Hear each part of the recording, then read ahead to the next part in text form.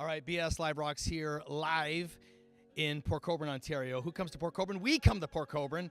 Everybody's coming to Port Colborne tonight to see unBRAKEable, and real excited. We've got Brian Nutter and Blake Gray, and this is awesome. And it's ladies first, so I'm sure you understand. I want to hear the story about how you guys met because I think it's a kind of cute story. Kind of is. I was singing a writer's night in Nashville at this place called Douglas Corner, and Brian came in. He tells it more, like, I guess cuter, but he lies, I think. He lies a little bit, but yeah. So he comes in and he comes over and hits on me after I finished singing, and had no game whatsoever. And I ended up leaving, like trying to get out of there, and gave him like my email and my phone number because I thought he wanted to write songs. And then he ended up texting me right after I left, and I was on a date. Like, I had left to go on a date, and so he thought I was the meanest person ever. And yeah, so that was crazy. And so he came out, and the next day he texted me, and I was like, I had no idea you were flirting with me. So it was that's a long story short. But that's okay. I want to hear your side of the story now, because were you at all interested in her music abilities then? Well, of course. I mean, of course I was, but I mean, I'm evidently that smooth. So yeah, she's doing her writers round. I'm there to do a King's X tribute that night. So I'm singing later. And all my buddies are like, man, wow, she's really pretty. And I was like, does anyone know who that girl is in the middle? And they're like, no. And I was like, you give me 3 minutes after they're done, and I'll tell you exactly who she is. So I, like, you know, buck up and, like, head right at her. And she basically shoots me down immediately. But she did give me all of her info whenever I was like, you want to write songs? You know, you're a veteran of the music scene, so tell me how somebody from West Virginia goes to L.A., goes back to West Virginia, then goes to Nashville, and then hooks up with Keith Urban. You do it in a creeper van. I have had 3 of those over several years. So yeah, I bought a Chevy Astro van from West Virginia Paving that had 2 seats and a steering wheel. I threw all of my garbage in it, and I drove to Los Angeles, and basically arrived in Los Angeles like, hey, here I am, and started meeting people and started working, and then got to a point where I was like, all right, it's time to do something different. Moved to Nashville, did the same thing. Hey, here I am, different creeper van. And then whenever I met her, I was on creeper van number 3, which is where I am right now. So yeah, that's pretty much the secret to all success, is to have a creeper van.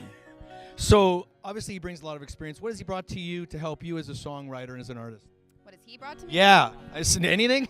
A baby is what he brought. He brought me a baby. No, but for real, he must have some talent somewhere. He's taught me a lot about guitar and entertaining. I learned a lot about entertaining from him because I was very quiet and shy before, and we have a really good banter. So, whose idea was this home invasion tour? I watched it on YouTube today, and I thought it was amazing how you traveled around and went to your fans' houses and ate their food and drank their booze and played a few songs. So. It's truly all her, because whenever she first told me, I was like, yeah, you want to do what? No. And then the next thing I knew, we did like 60,000 miles in Creeper Van number 3, and just the 2 of us, 180 living rooms across the U.S. It was madness, and it was all her idea. So how did you think of this idea? I don't know. I was sitting at home like a lot of tequila. Yeah, I was really drunk. No, he was out on the road with Keith, and I was texting him, and I was like looking online, trying to find some way to make money in the music industry, like by, I don't know, the lazy way, like, which I found the opposite of it. But like, yeah, I was like, there's got to be a way to go out and do your shows and not be like famous and really get good fans. And that was kind of what I came across, like house concerts, and I was like, that's interesting. And then I said, let's make that into a tour. And he said, what the hell, why not? Why not? Why not? That was exactly it. We've sort of like softly floated it onto social media. The next thing we knew, we had like 250 people that were really interested in it, and we were both like, oh, flip, now we actually have to turn this into something. I mean, we've got something here, so we got to make this work. And then it was a lot, like a pile of work to make it happen. And we did it. We really did. And it's one of it's a huge thing that I'm really, really proud of in what I've done. I mean, hell, I've played every major arena and television show and whatever, but for us, this is the biggest television show you've ever been on. Just so you know. Oh, no, seriously. guys are amazing. Oh, she's amazing. I just stand over there and play the guitar. That's my job. But it was the coolest thing ever. And getting to do music with her. I mean, hell, I get to leave with the hottest girl in the room every evening. So you did an interview that you were talking about when you worked with Keith, how you were an employee of a major corporation. See, I do my homework, and then now you're kind of a partner in your own work. So how has that been better for you now, just to do it with the two of you? Well, it's like I liken it to, you can either work for like Home Depot or Canadian Tire for you guys up here, or have your own hardware store, and that's sort of what it's like. It's working for the big company is amazing. He wants the nuts and bolts. That's what he. And it's all she does.